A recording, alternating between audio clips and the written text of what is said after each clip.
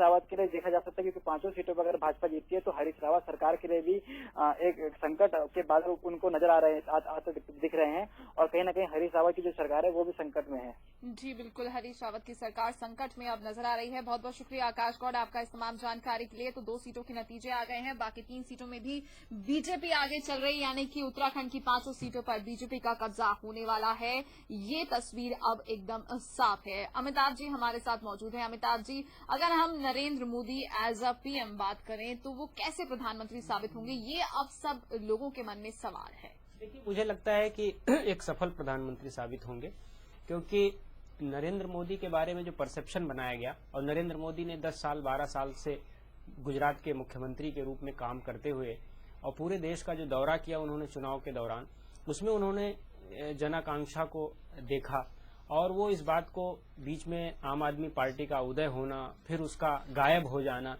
इन सब चीजों से वो भी समझ गए हैं कि जितनी एक्सपेक्टेशंस जनता ने लगाई है वो तब तक पूरी नहीं हो सकती है जब तक पूरा देश और पूरा पॉलिटिकल सिस्टम और पूरा सिस्टम उनके साथ मिलकर काम नहीं करता, क्योंकि एक ओवरऑल रिस्ट्रक्चरिंग का फॉर्मूला और एजेंडा लेकर वो आगे चल रहे हैं। और इसमें मुझे लगता है कि विरोध, अगर अवरोध उत्पन्न होता है और उनकी नेगेटिव छवि आती है तो वो काम वो नहीं कर पाएंगे, क्योंकि अब भारत एक ऐसे मोड़ पर आ गया है कि जहां से भारत को एक एज ए नेशन अपने को पूरी दुनिया के सामने दिखाना है, क्योंकि अब आज की विजय के बाद पूरी दुनिया भारत को भी तराजू पर तौलेगी कि भारत एक राष्ट्र के रूप में कैसे रिएक्ट करता है। क्योंकि बहुत लोगों के मन में ये था कि नरेंद्र मोदी अगर प्रधानमंत्री बन जाएंगे तो भारत में सांप्रदायिक दंगे होने लगेंगे। बहुत लोगों के मन में था कि नरेंद्र मोदी के आने से देश का ओपिनियन पोलराइज हो जाएगा। बहुत से लोगों के, विदेश के लोगों के मन में था, लोग चाहते भी रहे होंगे, बहुत से लोग आशा लगाए बैठे रहे होंगे कि कुछ डिस्टर्बेंस क्रिएट किया जाए। तो मुझे लगता है नरेंद्र मोदी के सामने ये अवसर है कि उन्होंने जो जनसभाओं में वोट बैंक की राजनीति की बात की, और उन्होंने कहा कि पार्टी पॉलिटिक्स की गई, डायनेस्टिक पॉलिटिक्स की गई, देश के जनता के बारे में नहीं सोचा गया, तो मुझे लगता है ये सब चीजें वो जानते हैं कि कहाँ गड़बड़ हुई थी, और 60 साल से 40 साल से जो वो वॉच कर रहे हैं राजनीति को, उसमें वो समझ गए होंगे कि कहाँ कहाँ अवरोध होता है। सबसे बड़ा अवरोध होता है एक दूसरे से कम्युनिकेशन गैप करना, अपोजिशन को साथ नहीं लेकर चलना। मुझे लगता है इन सब चीजों से वो सबक लेकर, और 2 छवि अपनी, एक कम्युनल की छवि और डिक्टेटर की छवि, मुझे लगता है सबसे पहले वो इसको दूर करने का प्रयास करेंगे, और बहुत बदला हुआ उनका एक चेहरा लोगों के सामने आएगा, ऐसा मुझे लगता है। जी, यहाँ पर तो साफ है कि अब पूरी दुनिया की निगाहें भारत पे जरूर टिकी हुई हैं, क्योंकि आज सुबह हमने जिस तरीके से देखा, टाइम्स स्क्वायर में भी लोगों की भीड़ इकट्ठा हो रखी थी, और वो ये देख रहे थे कि भारत में जो परिणाम आ रहे हैं वो किस ओर बढ़ रहे हैं। भारत का परिणाम, जो लोकसभा इलेक्शंस का परिणाम है, वो किस तरफ बढ़ रहा है, यानी कि साफ है, जगह जगह से ऐसी तस्वीरें सामने आई हैं दुनिया के कि देश पर निगाहें हैं दुनिया की। और अब ये देखना होगा कि किस तरीके से जो ब्लूप्रिंट नरेंद्र मोदी ने तैयार किया है वो कितना उससे ग्राउंड लेवल पर प्रूव करके दिखाएंगे, क्योंकि विरोध का सामना कहीं ना कहीं उन्हें करना जरूर पड़ेगा। 272 के आंकड़े को बहुत पीछे छोड़ती हुई नजर आ रही है एनडीए, और कांग्रेस ऐसा लग रहा है कि पानी भी नहीं मांग पा रही है। तो साफ है अब पिक्चर, और कहीं ना कहीं अच्छे दिन आ गए हैं, ये उम्मीद अब देश की जनता जरूर कर रही है। विनोद जी, अमिताभ जी और साथ ही विद्याशंकर तिवारी जी, आप हमारे साथ बने रहिए। एक छोटे से ब्रेक के लिए रुक रहे हैं, खबरें जारी है।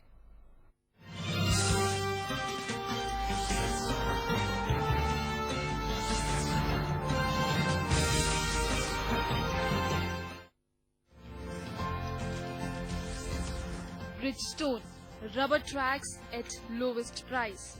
For more details, enquiries, contact phone numbers available on your screen.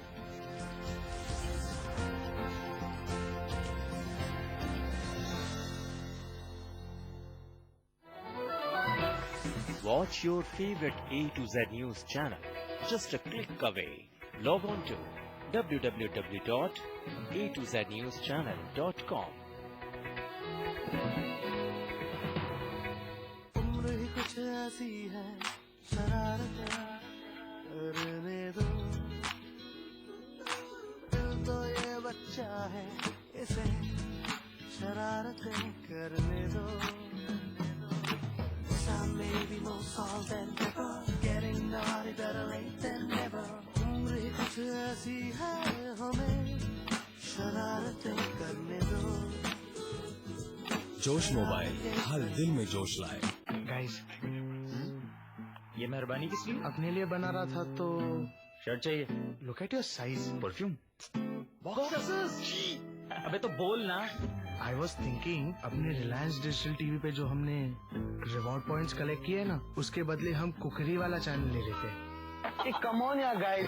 Reliance digital TV का कोई भी चैनल पैक खरीदने पर मिलेंगे रिवॉर्ड पॉइंट्स। कलेक्ट करो और बाद में किसी भी चैनल पैक से रिडीम करो।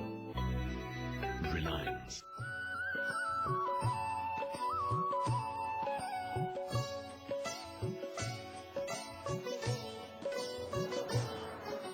मित्रों नमस्कार। आओ अब चलें सतयुग की ओर। आज किस भगवान की आप इंतजार कर रहे हैं?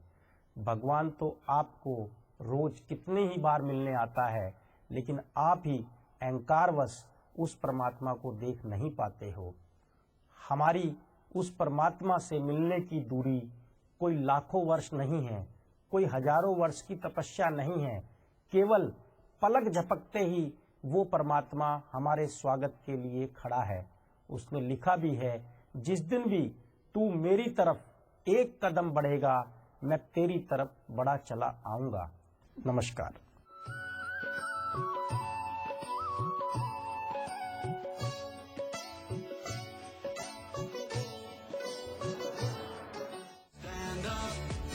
स्वागत है आपका चैंपियंस क्लब में, जहां क्रिकेट है धर्म। ओलंपिक में बढ़ते कदम। महत्वाकांक्षी नहीं होने चाहिए। हमसे है माना। हमारे तैयारी करनी पड़ती है ना।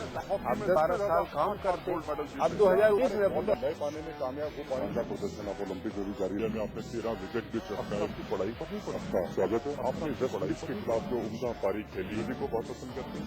हमारे रिपोर्टर है तैनात। बॉक्सिंग में महिला चुनौती, क्रिकेट से सबका नाता। अब रियो पर नजर। भारत और पाकिस्तान के बीच में ऐसे टूर्नामेंट होने चाहिए। स्क्रिप्ट पर पैनी नजर। दमदार आवाज, खेल जगत की घटना और उनका विश्लेषण खेल जगत के वरिष्ठ दिग्गजों के साथ सोमवार से शनिवार शाम 7:30 बजे A to Z न्यूज में।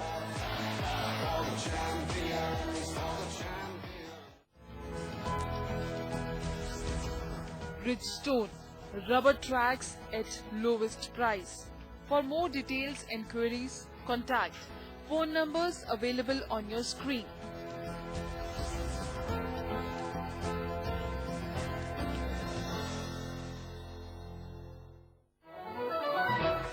Watch your favorite A to Z news channel just a click away.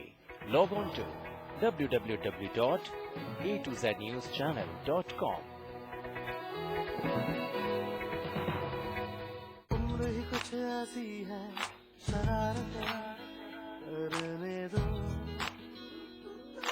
दिल तो ये बच्चा है, इसे शरारतें करने दो। Maybe more salt than pepper, getting naughty better late than never. उम्र ही कुछ ऐसी है, हमें शरारतें करने दो। जोश मोबाइल, हर दिल में जोश लाए। गाइस, ये मेहरबानी किस लिए? अपने लिए बना रहा था तो शर्ट चाहिए। Look at your size. Perfume अबे तो बोल ना। आई वॉज थिंकिंग अपने रिलायंस डिजिटल टीवी पे जो हमने रिवॉर्ड पॉइंट्स कलेक्ट किए ना, उसके बदले हम कुकरी वाला चैनल ले लेते। कम ऑन यार गाइस। रिलायंस डिजिटल टीवी का कोई भी चैनल पैक खरीदने पर मिलेंगे रिवॉर्ड पॉइंट्स। कलेक्ट करो और बाद में किसी भी चैनल पैक से रिडीम करो।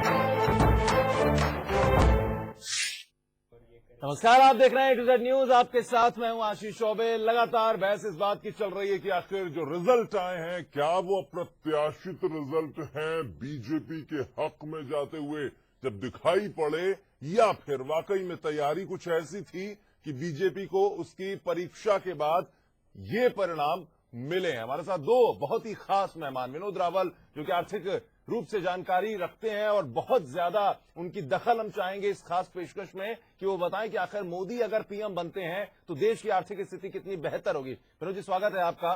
और साथ ही साथ अमिताभ त्रिपाठी वरिष्ठ पत्रकार हमारे साथ हैं, और हमारे साथ हैं वरिष्ठ पत्रकार संजय बेचन जी, जिनसे भी लगातार जानकारी हासिल करेंगे। आप तीनों मेहमानों का बहुत स्वागत है हमारी इस खास पेशकश में। संजय बेचन जी, आप अभी आए इसलिए आपसे शुरुआत करते हैं। किस तरीके से देख रहे हैं 328 और 281 का ये आंकड़ा?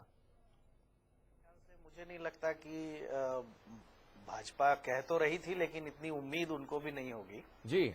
और ये अप्रत्याशित है। पहली बार मेरे ख्याल से 30 वर्षों में 84 के बाद ये पहली बार एक सरकार को, एक पार्टी को सरकार बनाने का मौका मिला है। सिंगल पार्टी रूल की तरफ हम आए हैं कई सालों के कोएलिशन गवर्नमेंट्स को देखने के बाद।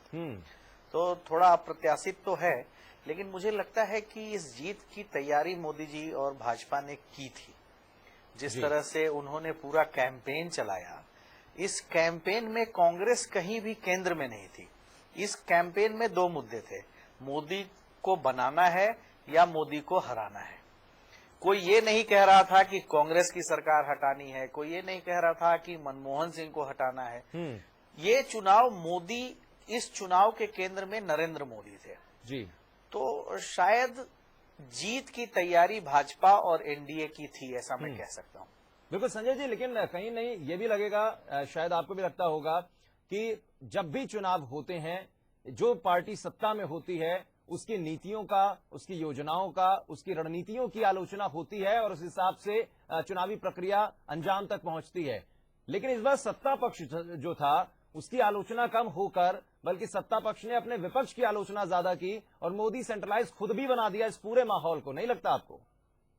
देखिए, कांग्रेस में 4 धुरियां थी। एक सरकार कहीं और जा रही थी, उसके मंत्री कहीं और जा रहे थे, सोनिया गांधी कुछ और सोच रही थी, राहुल गांधी कुछ और कर रहे थे। तो टोटल डिस्कनेक्ट था कांग्रेस और सरकार के सभी पायों के बीच। और जनता क्या चाहती है, जन भावना को समझने में कांग्रेस पूरी तरह से नाकाम थी जी। उसको ढकने के लिए कांग्रेस ने के रणनीतिकारों ने शायद ऐसा सोचा होगा कि अगर हम इसको मोदी सेंट्रिक कर दें तो एंटी इनकम्बेंसी वोट हमारे हमको नहीं मिलेंगे, और चुनाव जो है वो इस बात पर होगा कि अगर मोदी आएंगे तो अल्पसंख्यकों का क्या होगा। एक तरह से चुनाव को बांटा गया, for Modi and not for Modi, और दूसरा कि अल्पसंख्यक जो मत हैं उनका ध्रुवीकरण हो जाए। लेकिन कांग्रेस को इसमें भी सफलता नहीं मिली, क्योंकि कांग्रेस पूरी तरह से हर वर्ग से कटी हुई पार्टी थी जी। और कांग्रेस का एकमात्र एजेंडा था मोदी की सरकार न बने। तो और इस बार जो जनता का मूड था वो परिवर्तन की तरफ था, चेंज का वोट था। तो ये लोगों ने, जहां एक तरफ ये पूरा नकारात्मक प्रचार चल रहा था, वहां मोदी ने कुछ उम्मीदें दिखाई, विकास की उम्मीदें, और उनका 15 साल का प्रूवन ट्रैक रिकॉर्ड है। उन्होंने गुजरात में काम किया है, मैं आंकड़ों में नहीं जाऊंगा। विकास हुआ, कुछ कहते हैं विकास हुआ, विकास नहीं हुआ, लेकिन विकास तो निश्चित रूप से गुजरात का कुछ हुआ है। तो एक 15 साल का प्रूवन ट्रैक रिकॉर्ड था जी। पिछले चुनाव में ही मोदी ने अपने को गुजरात में as a next prime minister position किया था। उन्होंने कहा आप अगला प्रधानमंत्री बनाने के लिए मुझे वोट करिए जी, और उसके लिए उनको गुजरात ने वोट किया था। तो मोदी की तैयारी चल रही थी और जनता चेंज चाहती थी। जनता ने चेंज के उनके एजेंडे पर रिस्पॉन्ड किया। एजेंडा कहीं न कहीं मोदी ने इस चुनाव का सेट किया, कांग्रेस ने नहीं। तो बहुत बड़ा सेटबैक माना जाए कांग्रेस पार्टी के लिए? अब बिल्कुल सेटबैक है। अगर पार्टी, देखिए, पार्टी लोकतांत्रिक मूल्यों से हट चुकी है। ये माँ बेटे की प्राइवेट पार्टी है। पार्टी में कोई इंटरनल डेलिब्रेशंस नहीं होते। पार्टी में इस बात पर चर्चा होती है कि प्रियंका आए या नहीं आए, परिवार के आगे बढ़ने के लिए पार्टी तैयार नहीं है जी। और उस परिवार के चारों तरफ चारणों की फौज है। जो जिनको सिर्फ अपना हित दिखता है। राजीव गांधी उन लोगों के उम्मीदों के केंद्र हैं जिनको कांग्रेस से टिकट चाहिए। बिल्कुल संजय बच्चन जी, अब तो ये भी खुद कांग्रेस पार्टी के जो कार्यकर्ता हैं वो बोलने लगे कि राहुल को हटाओ, प्रियंका को आगे लाओ।